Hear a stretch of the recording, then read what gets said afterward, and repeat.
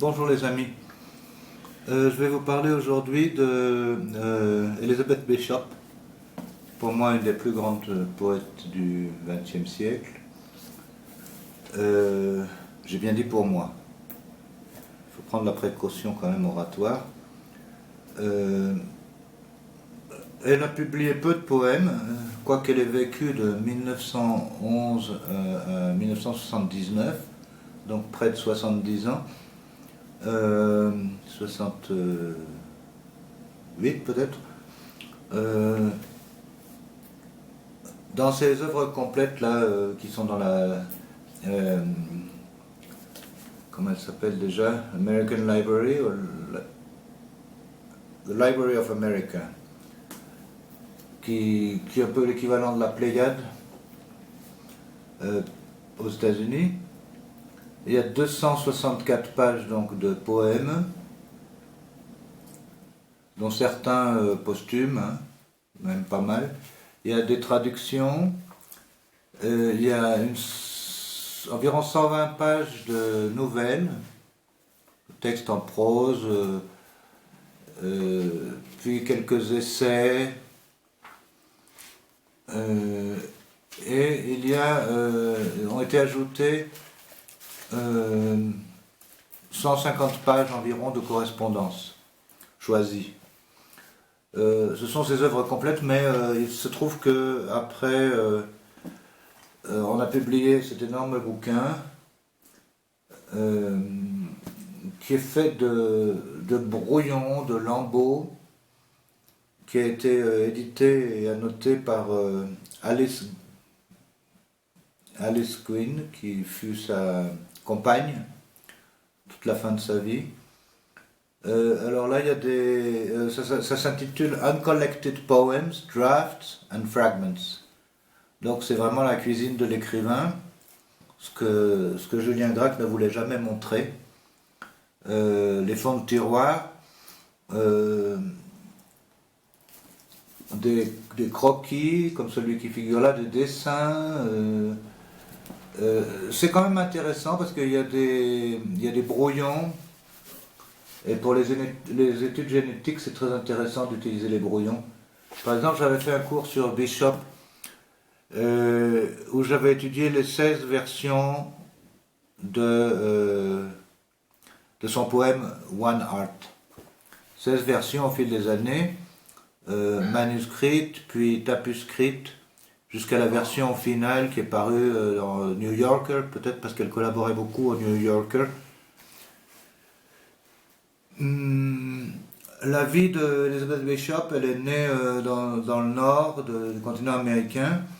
Elle a été élevée par ses grands-parents.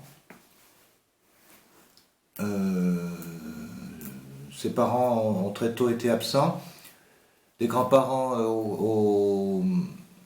dans le nord, je ne sais plus si c'était au Canada ou au nord des États-Unis en tout cas, puis par ses autres grands-parents, plus au sud.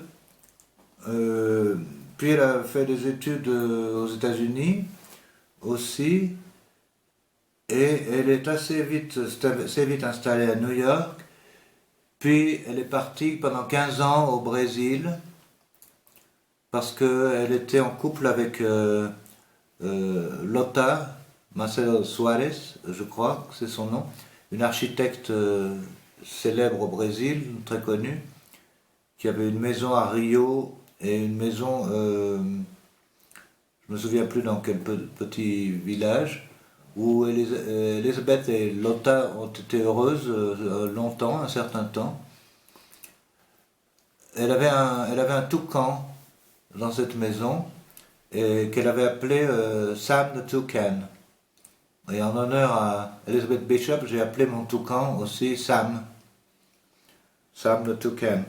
Ils sont morts tous les deux, ces deux toucans. Le sien puis le mien. Et on découvre toute l'histoire du toucan, assez peu dans son écriture, mais dans ses lettres. Dans ses lettres, il y a toute une histoire du toucan qui se développe. Donc après ses 15 ans au Brésil, elle est revenue aux États-Unis. Elle a enseigné à l'Université de Washington. Elle a enseigné ensuite à Harvard et puis au MIT. Elle s'est installée à Washington, D.C. Elle a d'abord enseigné à l'Université de l'État de Washington, à Portland, sur le Pacifique. Et elle est morte à Boston. Voilà, en gros, en très gros. À la fin de sa vie, Lotta s'étant suicidée en 1967, elle vivait avec une jeune femme beaucoup plus jeune, donc Alice Queen. Alice, euh, qui l'accompagnait toute la fin de sa vie. Euh, elle s'était acheté un appartement sur le port de Boston et c'est là qu'elle est morte de quelque chose de fulgurant. Je ne sais plus si c'était une embolie cérébrale, pas une crise cardiaque, je crois pas. Ouais, je tire mon information de ces deux biographies que j'ai lues avec passion. La dernière en date de Meghan Markle,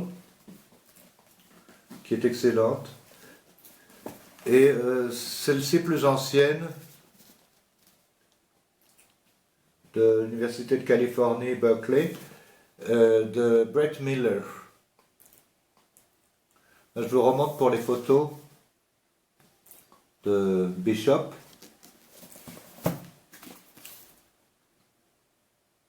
Et il y a aussi évidemment dans cette biographie des carnets de photos, des cahiers.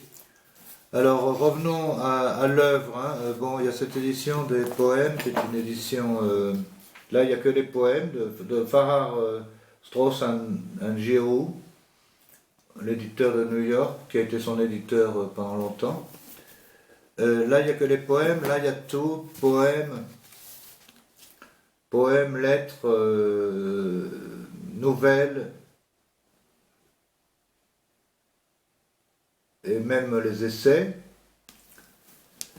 Voilà, en gros, l'œuvre de Bishop, qui est pourtant très mince, comme vous voyez, enfin relativement assez mince, pour quelqu'un qui a vécu jusqu'à près de 70 ans, est absolument essentielle. Elle a d'ailleurs obtenu des grands prix internationaux. Elle a obtenu ses postes universitaires à Boston, etc., en vertu de son œuvre et non pas de ses diplômes, parce qu'elle n'avait pas de doctorat, elle n'avait pas une histoire académique traditionnelle. Elle avait fait des études, mais elle n'avait pas le profil d'une universitaire. Et d'ailleurs, son enseignement était assez peu universitaire. Hein. C'était plutôt un enseignement basé sur le réel, la réalité de son expérience comme poète. C'était pas un cours de creative writing, mais c'était quelque chose entre le cours de littérature et le cours de writing, l'atelier d'écriture. Elle a eu beaucoup de disciples, pas mal. Je disais une poésie du réel, des cours basés sur le réel, et c'est ce qui caractérise aussi sa poésie et qui fait d'elle une poète originale, c'est que elle écrit des poèmes très près du réel, de la vie, un peu comme les poètes espagnols du demi-siècle, Ferrater, Gil de Biedma. Je vais vous lire mon poème favori, et puis peut-être s'il y en a le temps, j'en lirai un autre. Donc mon poème, le poème qui la résume tout entière, beaucoup de gens le connaissent, c'est un des plus connus, c'est One Heart. Euh,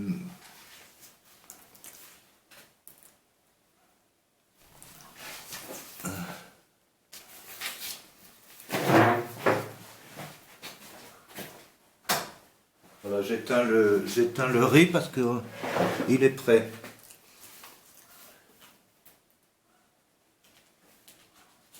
Alors voilà, les titres de ces recueils. North and South. Ensuite, A Cold Spring. Des recueils assez espacés hein, dans le temps, souvent 5 à 10 ans entre chaque recueil. Questions of Travel. Ensuite, Geography 3.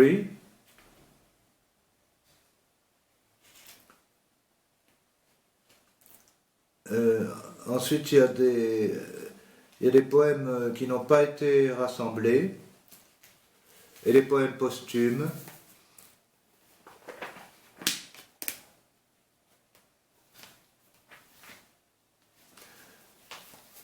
C'est dans Geography 3 que figure One Art.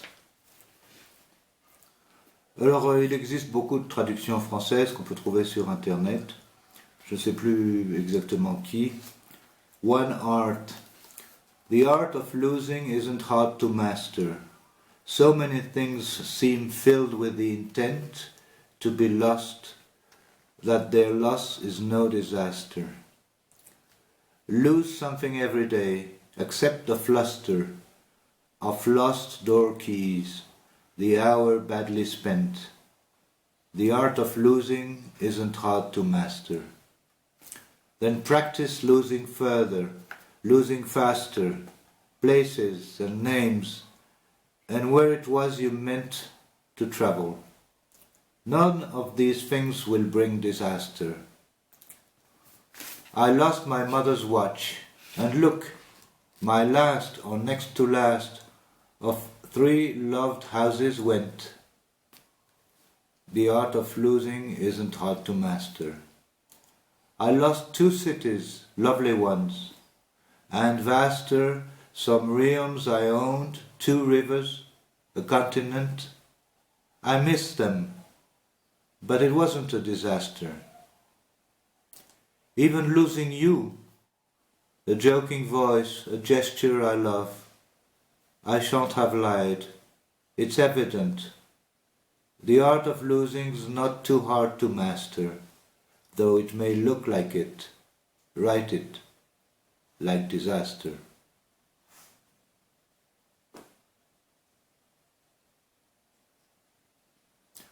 Je crois que ce poème suffit. Je ne veux pas étendre ces chroniques au-delà de brèves aperçus sur les auteurs, donc je vais m'arrêter là. Merci les amis et je vous dis à demain.